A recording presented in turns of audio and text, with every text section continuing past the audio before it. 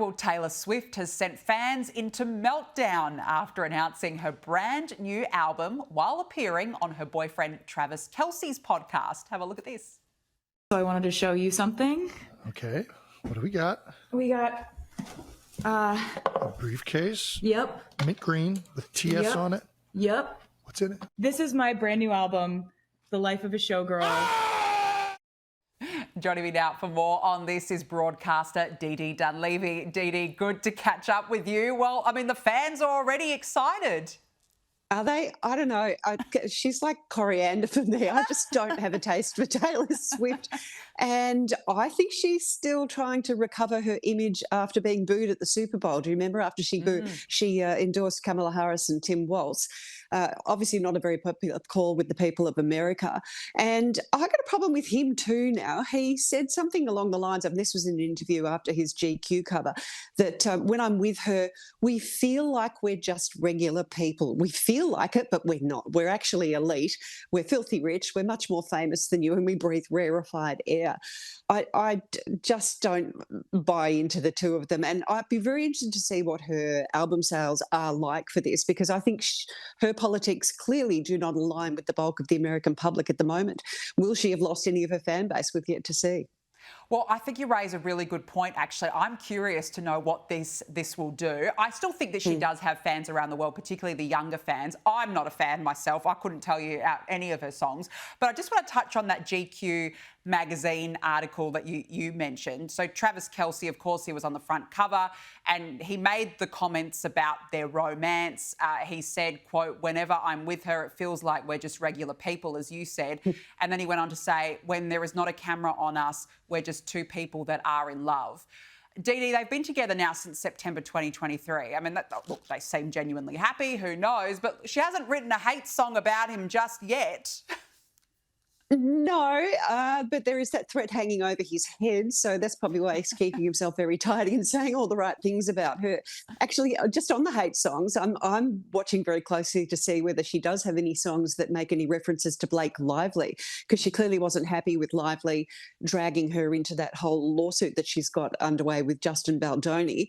Taylor certainly didn't want to be associated with that. So it does seem like they're still friends, but it'll be interesting to see if there's any references to her in but she uses her albums like a way of sort of cleaning house, doesn't she? Oh, yeah. I mean, you wouldn't want to be on her revenge list, because she'll write a #1 best-selling hit about you, and all your dirty laundry will be exposed to the entire world. That seems to be the way Taylor Swift operates, Dee Dee. Now, look, let's talk about footballer Cristiano Ronaldo. He and his long-term girlfriend, Georgina Rodriguez, they have announced that they are engaged. The pair shared this picture on Instagram, and whoa, look at that. Oh, I mean, it speaks for itself, doesn't it, Dee Dee? Any bets on how much the rock cost?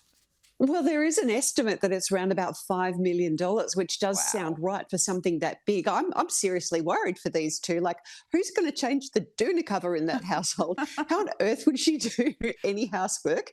To be very old-fashioned about it, but like, how could you do anything in your life with that giant thing hanging off your hand?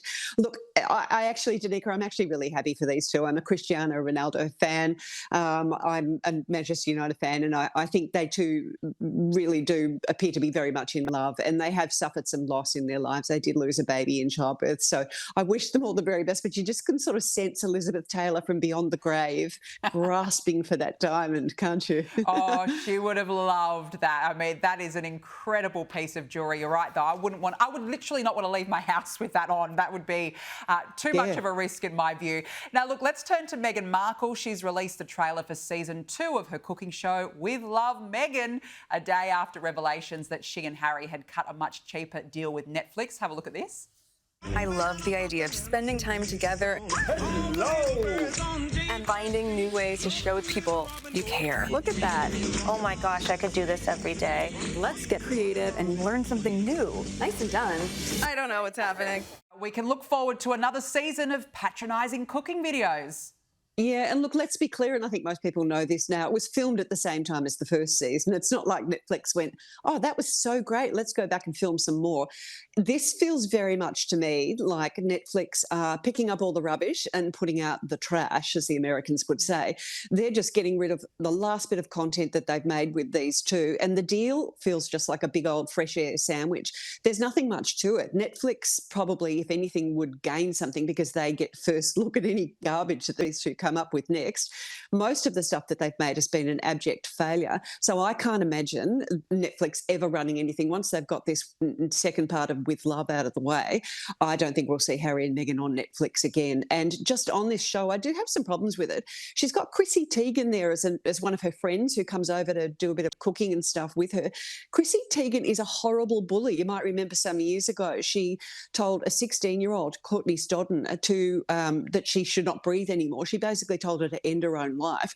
So she's a horrible bully. They'll probably get in like a house on fire, her and Meghan. And there are 4 chefs on the show, all of whom have Netflix shows. It's almost as though they were contractually obliged to say, yes, I'll appear with Meghan. I'd love to see the list of who was asked to be on the show, but said no. Yeah, good point. I reckon there was a whole list of people who would not want to be associated with that dreadful woman. But I don't even know why they're bothering with season 2. Seriously, season 1 was such a flop. Here we go again. Now, look, Prince Andrew has been recorded going on a foul-mouthed rant at builders putting in speed humps outside of his 4,800-acre Windsor Great Park estate. While riding his horse, the Prince apparently yelled at them saying, "What the F are you doing now?" I mean, surely DDE's got bigger issues on his plate than speed humps. Well, I'm going to defend Prince Andrew on this because that's exactly what I would do. I hate being held up in the traffic. I hate speed humps. He does seem to have a little bit of a temper and a potty mouth on him, and there are reports of him, yelling at some assistant some years ago because she hadn't closed the curtains properly. At one point, he apparently tried to ram a set of gates with his Range Rover because he wanted to get somewhere quicker and he couldn't get through these gates, which again is something I would do if I had a Range Rover. It does seem as though that perhaps there's something more to this. Maybe he's under a little bit of stress at the moment, and could that be related to the increased level of talk about the Epstein files? Who knows? But he seems to be very edgy right now.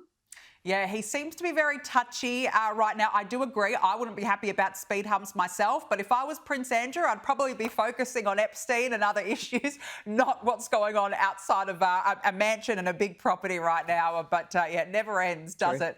Dee Dee Dunleavy, great to see you. Thank you so much for your time this evening. Thanks, Danica.